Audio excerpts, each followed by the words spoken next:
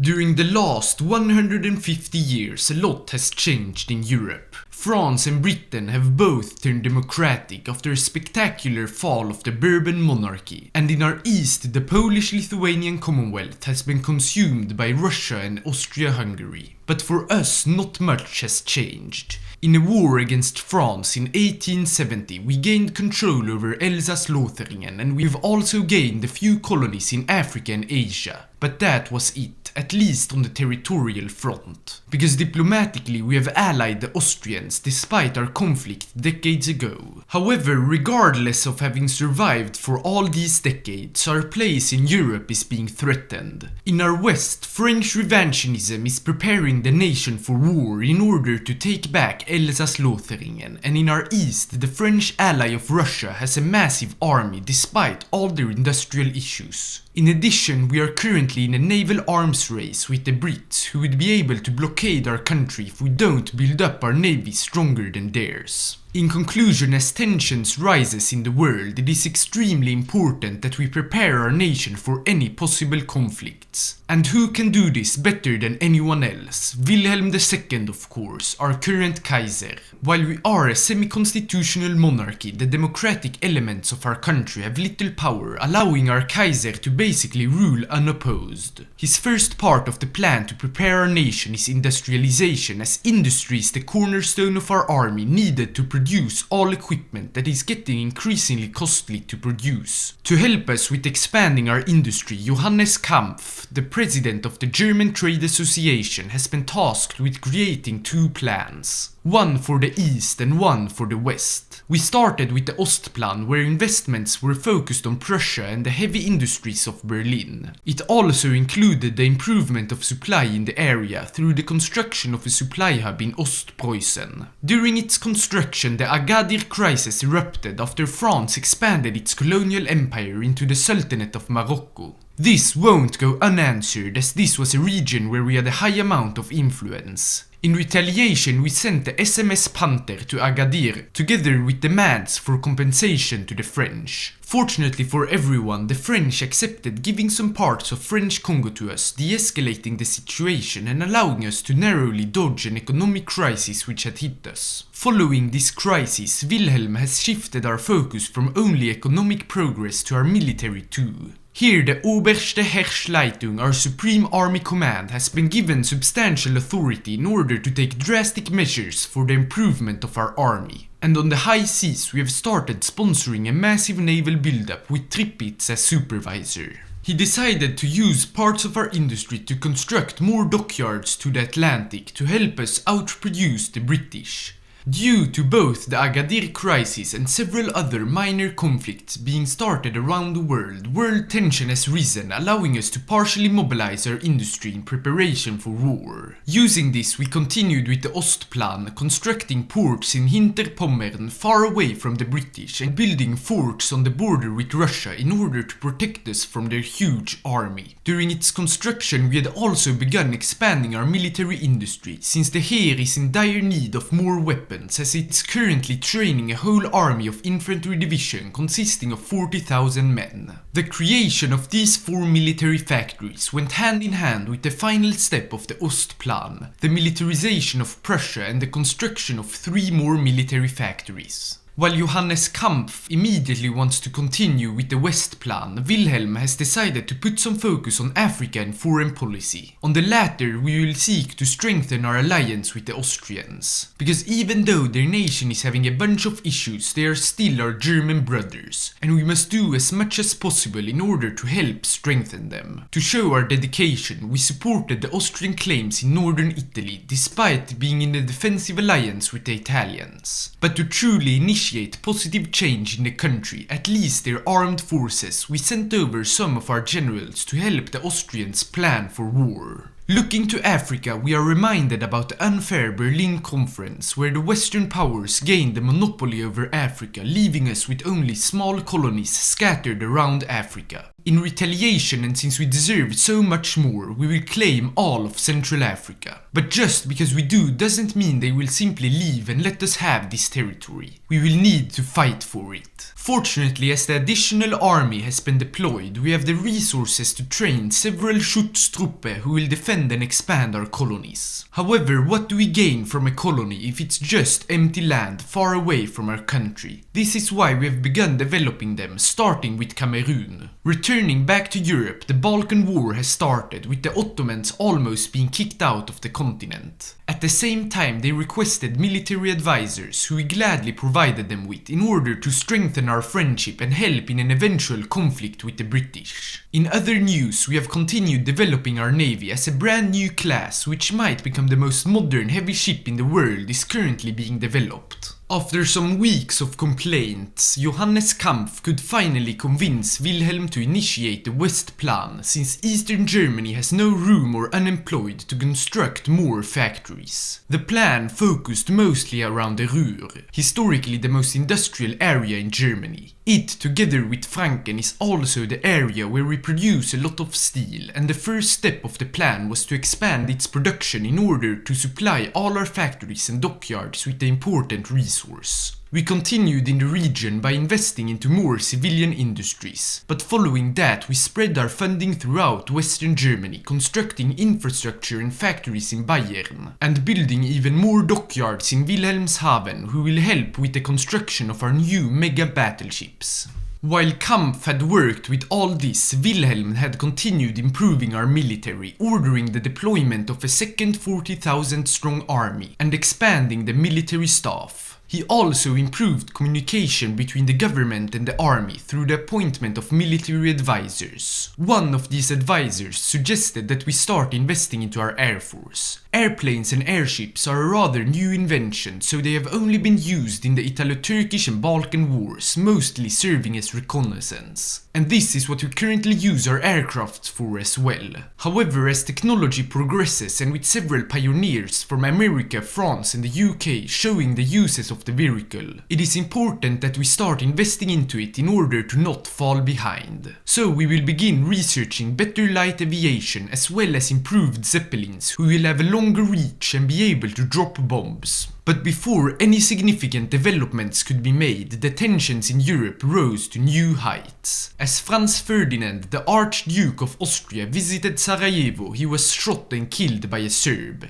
And despite the Serbian government having denied all involvement, the conflict between Serbia and Austria reached a boiling point. It quickly escalated even more when the Austrians sent an ultimatum to the Serbians, which we support, basically demanding that Serbia becomes an Austrian protectorate. In anticipation for an all-out war, we raised our conscription and prepared to mobilize our economy. Most Europeans did the exact same thing, with mobilization sweeping across the continent. After a few days, the Serbians had decided to fully reject the ultimatum. The Austrians responded by immediately declaring war, and so the Great European War, which we have been preparing for, has started. The Russians joined it first to protect their Slavic brothers, and France followed immediately after due to their alliance with the Russians. We joined the war around 1 day later, and so it is time to explain our plan. Since we are fighting a two-front war, we are at a disadvantage, and in our east there is the massive Russian army. But due to their vastness, mobilizing it takes time. So if we were to defeat the French before that, we would be able to turn our whole army to the Russians. But how do we defeat the French so quickly if they have heavily fortified our border? Simple, going around it using the Schlieffen plan. The plan consists of marching through Belgium and Luxembourg in order to open northern France for attacks, and then march all the way to Paris. The only problem is that by attacking Belgium we would summon the Brits into the war. But this doesn't matter, they would have joined it sooner or later nonetheless. And so the invasion began. From Eupen and Rhineland we crossed the small border with Belgium and Luxembourg, attacking their garrisons and quite quickly capturing our first province with our cavalry. Just as expected, the British joined the war and immediately started a naval blockade. Of course, this didn't stop our offensive that after only 1.5 days had captured all of Luxembourg, opening a larger front with the Belgians. We used it to advance through the Ardennes towards the Meuse River. While there initially was resistance from the border garrisons, they soon fell apart and we could cross over a river and exploit it to reach Antwerpen and enter Liège. The only pockets of resistance left were now in Brussels and the unimportant Ardennes, so the rest of the country was quickly captured. With a slow French reaction, our cavalry could even enter Lille. Right at that time, Brussels fell to our forces and the Belgian government went into exile in France. So the road is now open to go into the country, and so far our forces haven't met too many of theirs. To keep our speed up, we have immediately begun constructing a railroad from Neuss to Liège so that our forces don't run out of supply. But we didn't wait for it to finish and instantly continued into France. With Lille already under our boots, the advances in the west were the easiest, especially after a failed local counterattack by the French. This attack left a part of the front open, which allowed us to encircle Calais and its defenses. Not only was this a devastating blow to the French morale, but it also further weakened the defenses in the area, which we used in order to advance towards Paris and Normandy. Sadly, an all-out attack on the capital had to be ruled out for now, as the advances in the east of the city were going slow. Still, Normandy was entered and its most northern cities of Rouen and Le Havre were captured, with defensive lines being set up along the Seine.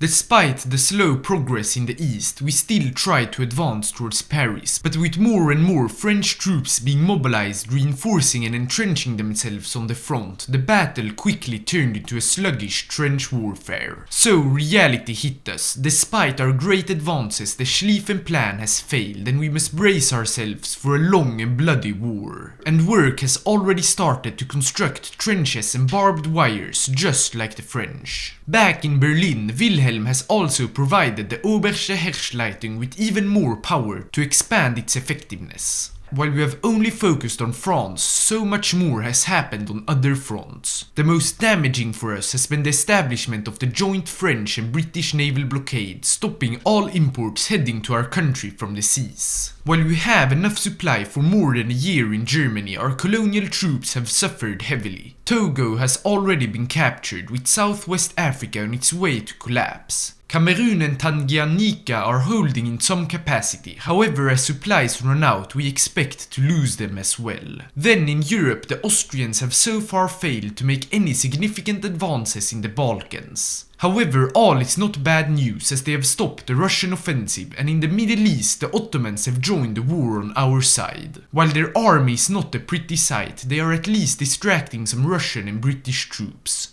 Since we have no more use for our cavalry in France, we will transfer it over to the Eastern Front, which so far has been rather quiet. This is because despite the Russian army being huge, their country is having tons of internal problems, lowering morale of their troops and their effectiveness. So while the French try to break our strong defenses in Elsass-Lothringen, we can commence our attacks against the Russians.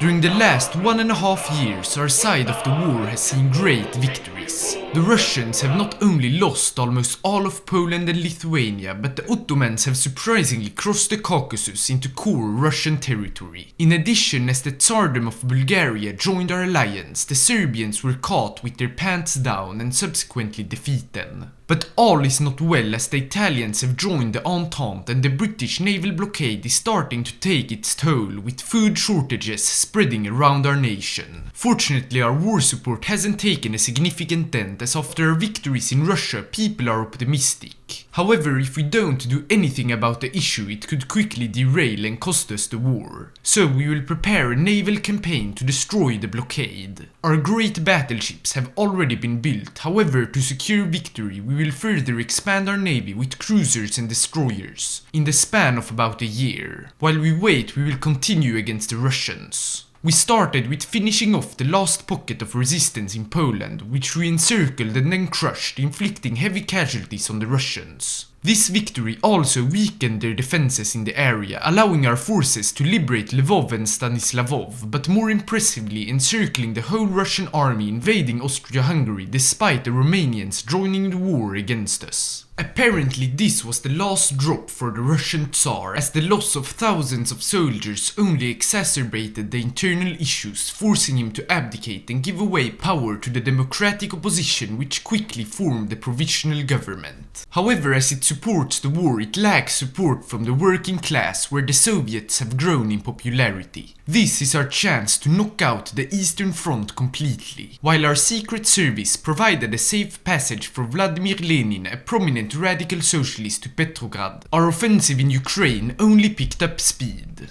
Due to Russian morale heading into the basement, only a small number of soldiers put up resistance, allowing us to swiftly break all hopes of a successful Ukrainian defense, as we rapidly advanced towards Kiev. Once the city was captured, we turned south to cut off Romania and the last Russian forces in Bessarabia. This too was a great success. With our forces reaching Nikolaev, the encirclement was complete, allowing us to capture Odessa and making the Romanian government surrender. Looking further east, the Ottomans too had taken the opportunity of a weak Russia to reach Rostov and threaten Tsaritsyn. The following 2 months we would slow down our offensive, only starting a new one to capture Minsk. Right as we did, Russian war support and stability had reached low enough for Lenin to launch his coup d'etat, seizing Petrograd and Moscow, and starting the Russian civil war as the provisional government take up arms against him. What followed was some weeks of chaos, during which we expanded our holdings. Ukraine declared independence and the Bolsheviks expanded their revolution. But most importantly, Lenin reached out to us asking for peace. We wholeheartedly agreed and negotiations began in Brest-Litovsk. In Poland, the vassal kingdom was established, the same in the Baltics. Then Belarus was established and we regained control over Ukraine. And so there is peace on the Eastern Front, which means we can turn everything to the West. We have already started the process of destroying the blockade with the first major naval battle in the war. Since the huge British navy scattered throughout the world, their whole navy wasn't in the battle, allowing us to destroy several of theirs and their French allies' light ships. After repairing all damaged ships, we caught a part of their navy again, this time surprising them so much 2 of their dreadnoughts were sunk with 0 losses on our side. The following weeks and months, several more battles were won, both big and small, slowly wearing the British navy down. At one point, our secret service even reported that we now have more battleships than the British, meaning that naval superiority has been achieved. However, with their high amount of light ships, the blockade continues, just in the Atlantic instead of close to us. This means as winter arrives, our food problem will truly become a national crisis. So we must win the war before that happens. And Ludendorff has already prepared for this. With forces from Russia, he has started an all-or-nothing attack in France to reach Paris. More than 120 days later, the gates of Paris had been reached. However, the city is so heavily defended we see no way to enter it. And during these 120 days, chaos has spread throughout Germany as support for the war reaches an all-time low. However, we won't surrender, as we still have one last card up our sleeve. Naval invading the UK, something that is possible after gaining naval superiority. After careful preparations, it was launched without the British having a clue, and so Norwich, Ipswich and Dover were all captured without much resistance. Having only a single untrained tank division in London, their capital was swiftly captured, and we sent over more of our army to capture the whole island. Right at that time, the United States of America joined the war on the Entente side, a terrifying news, but nothing that will stop our campaign in Britain. And in fact it didn't, as all of southern and central England was soon captured, and despite some attempts of stopping us outside of Newcastle, our forces slipped by, entering Scotland and its biggest city of Glasgow. After this defeat, the British government surrendered, but despite this, France has refused any talks of peace, as their hopes are up after the first American troops started arriving to the front. As we know, trying to capture Paris has already been ruled out, so our only hope for a quick victory is to use the same trump card we used against the Brits. So after some weeks of preparations, our forces landed in Bretagne, securing 2 ports and encircling Brest. After the city was captured, we started expanding eastwards. After some days, the American forces were sent running, with our forces running after them. In the span of about a week, Cherbourg had been encircled, and the fall of Nantes, Le Mans and Angers would follow. After a few more weeks, we had reached all the way south to La Rochelle. But after this, the sheer amount of French and American troops stopped us. But this doesn't matter, because we have time on our side. In France, support for syndicalism and anti-war elements are growing so strong that if they don't break our defenses or surrender, they face the same consequences as Russia. Together with the Americans, they tried and tried to win any battle, but our forces stood their ground. With casualties mounting high and their forces running low on organization, we had the chance to unite our 2 fronts, only making our defensive actions easier. After threatening to further advance closer to Paris, the Americans started to regret their decision of joining the war after already 2 million casualties, and with the British government begging for her allies to surrender since the Ottomans are well on their way to Sudan, the French finally asked for peace. Of course we accepted and hosted the peace conference in Frankfurt.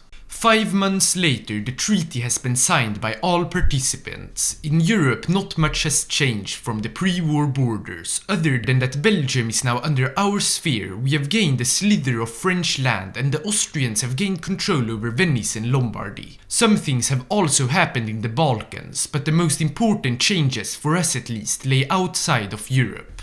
In Africa, despite the supply issues, Cameroon and Tanganyika held out, so we have now gained all of Central Africa, greatly expanding our colonial empire. The same in Asia, where Malaysia and Indochina have been transferred to us. So we now stand as the world leader, and we can begin to rebuild our new empire that stands unopposed in the world. However, our future doesn't stand as unopposed. All around the world, people are bitter about our victory, and as the post-war chaos spreads just like in Russia, radical elements could take power in countries, only strengthening their bitterness. But we can't worry too much about this now, because in this new world there is so much to be done at home and in our new colonies. Thanks for watching, and make sure to subscribe if you don't want to miss the future of Germany.